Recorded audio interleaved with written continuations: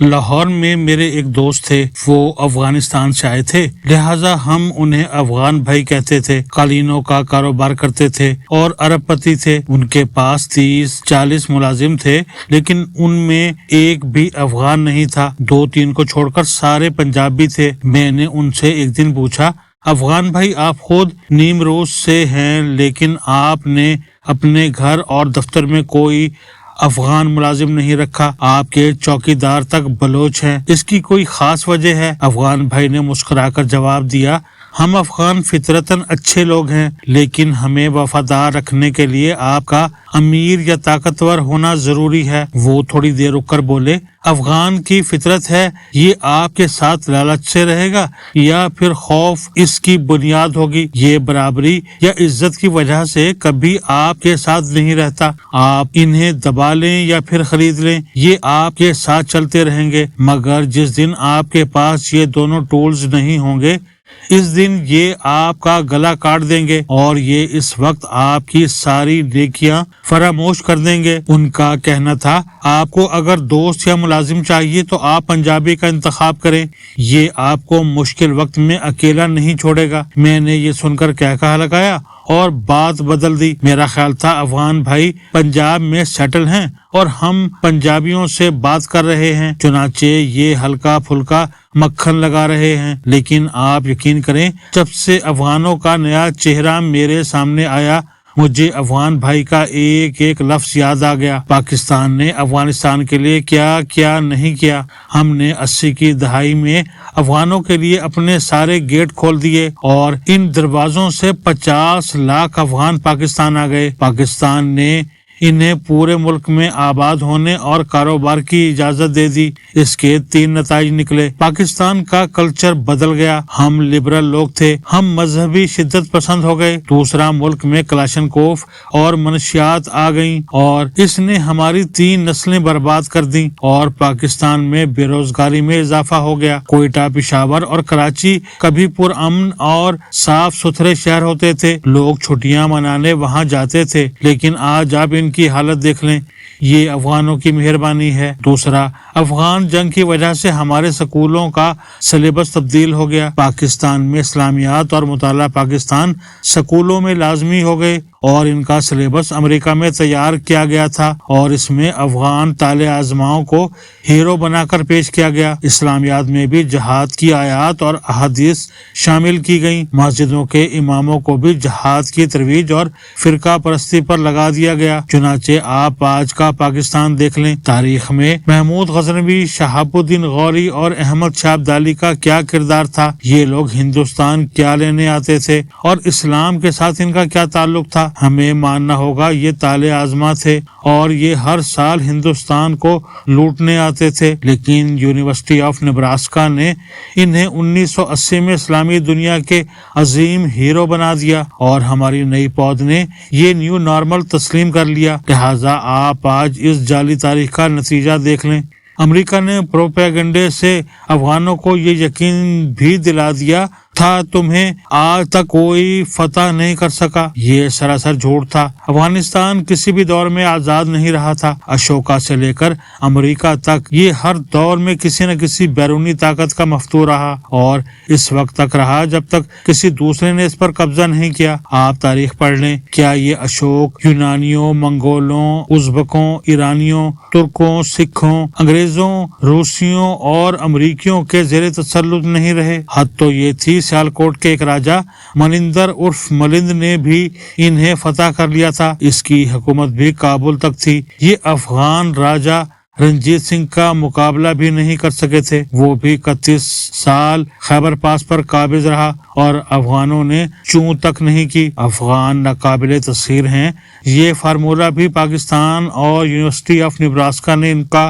حوصلہ بڑھانے کے لیے دیا تھا اور انہوں نے اسے سچ مان کر دنیا میں اپنے واحد دوست اور محسن پاکستان پر ہی حملے شروع کر دیے۔ طالبان کون ہیں؟ یہ پاکستان میں پرورش پانے والے افغان ہیں۔ ہم نے انہیں 1980 کی دہائی میں پناہ اور تعلیم دونوں دیے۔ یہ 1994 میں بھی پاکستان کی مدد سے اقتدار میں آئے تھے اور 2021 میں بھی پاکستان ہی انہیں دوبارہ اقتدار میں لے کر آیا اور دونوں مرتبہ ان کے ہاتھوں ذلیل ہوا۔ پاکستان نے 9/11 کے بعد انہیں 20 سال دنیا بھر سے بچا کر رکھا تھا۔ یہ کوئٹہ، کراچی اور راولپنڈی میں پاکستان کی پناہ میں رہے اور پاکستان نے ہی انہیں امریکہ کے انخلا کے بعد کابل کا تخت پیش کیا، اور آپ آج اس کا نتیجہ دیکھ لیں۔ آپ طالبان کے وزیر خارجہ امیر متقی کی مثال لے لیں۔ یہ خاندان سمیت 1980 میں پاکستان آئے۔ آج بھی کراچی، کوئٹہ اور پشاور میں ان کی اربوں روپے کی پراپرٹی ہے۔ یہ کاروباری لوگ ہیں،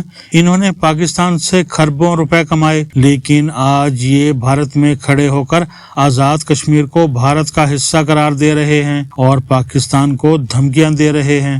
یہ کیا ہے؟ کیا اسے محسن کشی نہیں کہا جائے گا؟ دوسرا، پاکستان نام نہاد ہی صحیح لیکن مسلمان ملک ہے، جبکہ بھارتی بت پرست اور مشرک ہیں۔ لیکن آج طالبان مسلمان اور محسن پاکستان کو چھوڑ کر مشرکین کے ساتھ کھڑے ہیں اور یہ خود کو مومن بھی قرار دے رہے ہیں۔ یہ بھی کیا ہے؟ افغانستان کا اقتدار اس وقت 35 گورنرز، وزراء اور کمانڈرز کے ہاتھ میں ہے۔ ان میں سے 22 پاکستان کے ساتھ ہیں۔ ان کا خیال ہے ہم ہر مشکل گھڑی میں پاکستان میں پناہ لیتے ہیں، ہم نے اگر اسے ناراض کر دیا تو ہم کل کہاں جائیں گے؟ جبکہ باقی 13 پاکستان کے سخت مخالف ہیں اور بدقسمتی سے یہ اس وقت فیصلہ کن پوزیشن میں ہیں۔ آپ یہ جان کر حیران ہوں گے یہ 13 طالبان لیڈر بھی برس ہا برس پاکستان میں رہے اور پاکستان نے جی جان سے ان کی حفاظت کی۔ طالبان کے سپریم لیڈر ملا ہیبت اللہ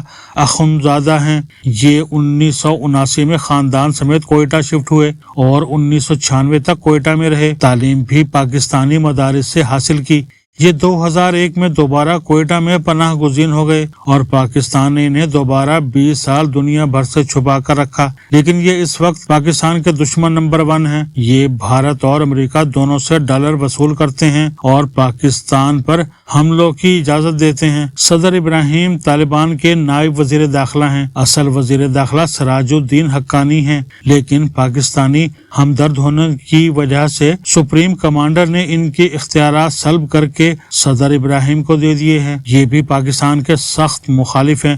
ان کی زندگی کا بڑا حصہ پشاور میں گزرا اور پاکستان نے ان کی میزبانی کی۔ ملا عبدالغنی برادر نائب وزیر اعظم ہیں۔ انہوں نے ملا عمر کے ساتھ مل کر طالبان تنظیم بنائی تھی۔ یہ 21 سال کوئٹہ میں رہے، لیکن یہ بھی آج انڈین اور امریکن نواز ہیں اور پاکستان سے نفرت کرتے ہیں۔ ملا یعقوب ملا عمر کے بڑے بیٹے جبکہ طالبان کے وزیر دفاع اور ڈپٹی کمانڈر ہیں۔ یہ بھی طویل عرصہ کوئٹہ میں رہے، لیکن آج یہ بھی ہمارے مخالف ہیں، جبکہ ان کا ذاتی کردار یہ ہے۔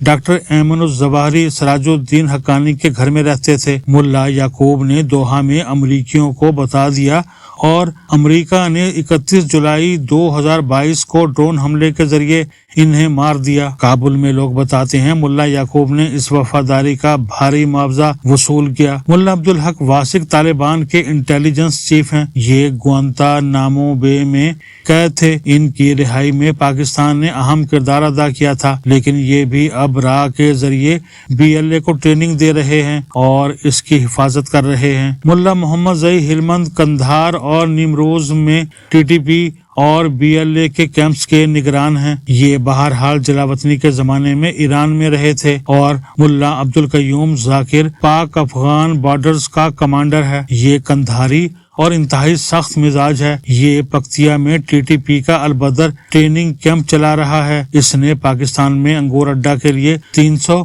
میران شاہ کے لیے 200 اور اسلام آباد، راولپنڈی اور کوئٹہ کے لیے 500 دہشت گرد بھجوائے تھے۔ پاکستانی اداروں نے اس کی باقاعدہ گفتگو ریکارڈ کی، جس میں یہ پاکستان میں ٹارگٹ بتا رہا تھا۔ قندھار میں اس وقت بھی ملا عمر کے گھر میں 300 خودکش حملہ آور تیار بیٹھے ہیں۔ ہلمند کا کور کمانڈر ملا شرف الدین تقی افغانستان کے بلوچوں کو بلوچستان میں لڑنے کی تربیت دے رہا ہے، جبکہ قندھار اور کابل میں इंडियन माहिरीन तालिबान को मिसाइल बनाकर दे रहे हैं। 2-3 माह में तालिबान पाकिस्तानी तैयारों पर मिसाइल दागेंगे। इस जंग में भी तालिबान ने 2 रूसी मिसाइल दागे। ये इन्हें इंडिया ने काबिल इस्तेमाल बनाकर दिए थे। और सरहद पार से ये खबरें भी आ रही हैं, डॉक्टर एमनुल जवाहरी ने बदख्शां में रूसी साख्ता जौहरी बम छुपा रखे थे। ये तालिबान के हाथ लग गए हैं और भारतीय माहिरीन इन्हें ये चलाने की